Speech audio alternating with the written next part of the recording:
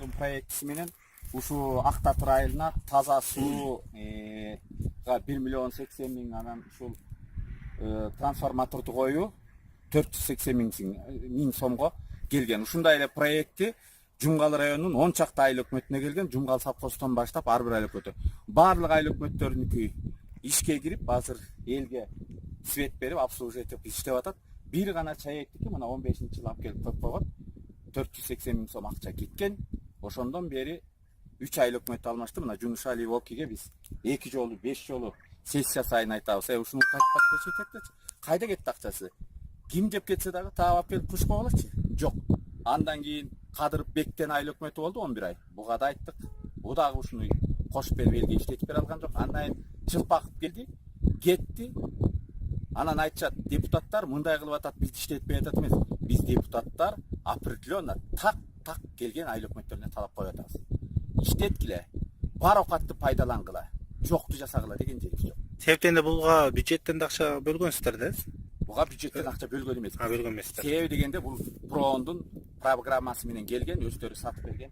Кандайча мисалы мен Жумгал совхоздун барып көрүп келдим. Ушундай эле Байзакка, Башкугандыга, ушундай эле Өрнөккө бар айыл өкмөттөрүнө барган, ар бир айыл өкмөттүнкү кошулуп иштеп турат. Кандай алардыкы кошулат иштейт да, биздики гана жалгыз чейик иштебейт. Мына 15-жылдан бери көргүлө уже маягы мынтип турат. Ушундай элечи. Точно ушундай 250 трансформатордан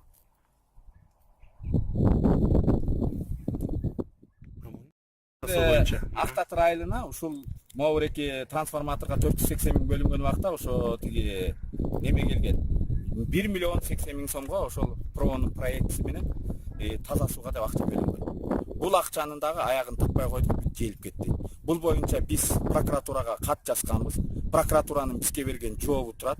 Бир дагы жыйынтык чыгарган жок. Прокуратура бир гана бул проон жазса, бул деген международный организациялардын берген акчасына биздин кийлигишүүгө укугубуз жок. Биз эч кандай муну текшере албайбыз деген эле таянга келип койду. Биз алып барып мынакей башында көргөздүк жанагы резервуарынчы. Проондун проектиси боюнча резервуар 100-дүк суу толтуруш керек болчу.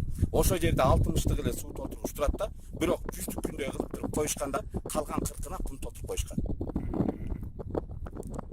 Муну ошол проондогулар көзөмөлдөбөйт бекен? Проондогулар көзөмөлдөбөйбү. Акча берип аткандан кийин. Акча берип аткандан кийин аларды мен биле албайм. Бирок эгер көзөмөлдөсө бул иштемек. Значит, акча көзөмөлдөнбөгөн үчүн ушунун баары туруп атат да.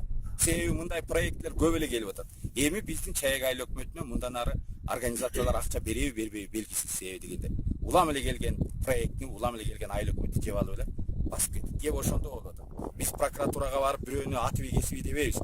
Просто эгер безнаказанность порождает преступление дейт. Бизде уже момундай кылмыштар системага айланып бараткан үчүн күйүп-пышып барып атабыз.